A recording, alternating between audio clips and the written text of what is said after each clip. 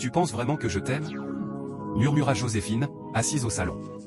Sur la table devant elle se trouvait un verre de boisson, dans lequel elle versait discrètement une poudre mortelle destinée à son mari, qui se reposait tranquillement dans la chambre, ignorant totalement le danger. Mais ce qu'elle ne savait pas, c'est quel esprit d'une petite fille était présent dans la pièce.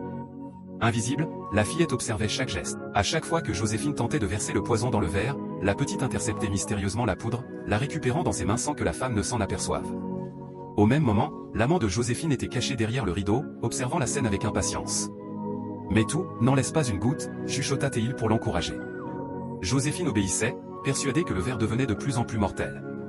Mais en réalité, tout le poison disparaissait avant d'atteindre la boisson. Lorsque Joséphine eut terminé, elle cacha soigneusement le reste de la poudre. C'est alors que la petite fille invisible fit quelque chose d'inattendu.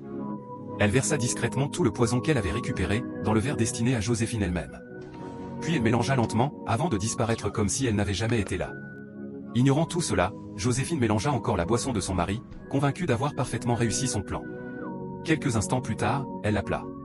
Le mari sortit de la chambre et la rejoignit au salon. Elle l'accueillit avec un sourire tendre, puis lui tendit le verre. « Bois, mon amour, c'est pour toi, dit-elle en insistant.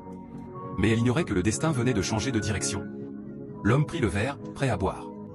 Soudain, la petite fille apparut devant lui. Cette fois, elle élargit mystérieusement sa vision, lui permettant de la voir clairement. D'une voix douce mais grave, elle déclara « La manière dont ma marâtre m'a tué, moi et ma mère, elle veut te faire la même chose pour s'emparer de tes biens. » L'homme resta figé, le cœur battant. « Mais je vais te laisser entrer dans son piège, » poursuivit la petite. « Bois cette boisson et fais semblant de mourir. Ainsi, tu découvriras toute la vérité par toi-même. » Pendant ce temps, Joséphine discutait discrètement avec son amant caché derrière le rideau, convaincue que tout se déroulait comme prévu. La petite fille ajouta avec tendresse « Je ne te laisserai pas disparaître à cause de tes ennemis. Je t'aime, papa. » Puis elle disparut.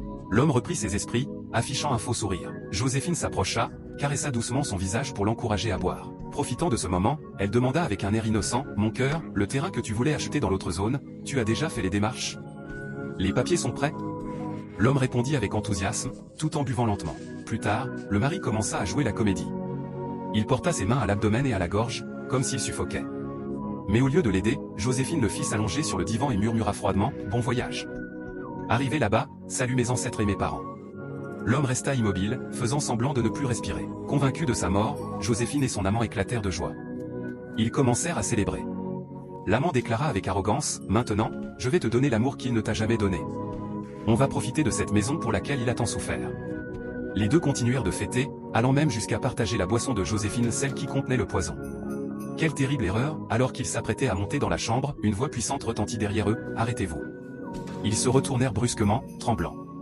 Le mari était debout, leur plan venait d'échouer. D'une voix remplie de douleur, il déclara « Après tout ce que j'ai fait pour toi, c'est ainsi que tu me remercies ?»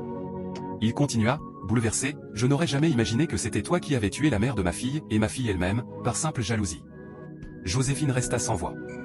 Elle tenta de se justifier, mais ses excuses semblaient vides. « Et en plus, tu me trompes avec cet homme, » ajouta-t-il avec dégoût. « Dieu lui-même vous jugera.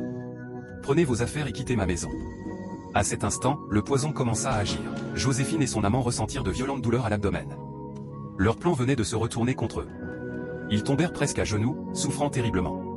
Sans hésiter, le mari les poussa dehors et ferma la porte derrière eux. Que Dieu vous protège des partenaires toxiques et des trahisons cachées. Si vous y croyez, écrivez Amen dans les commentaires. Et n'oubliez surtout pas de partager cette vidéo au maximum de personnes.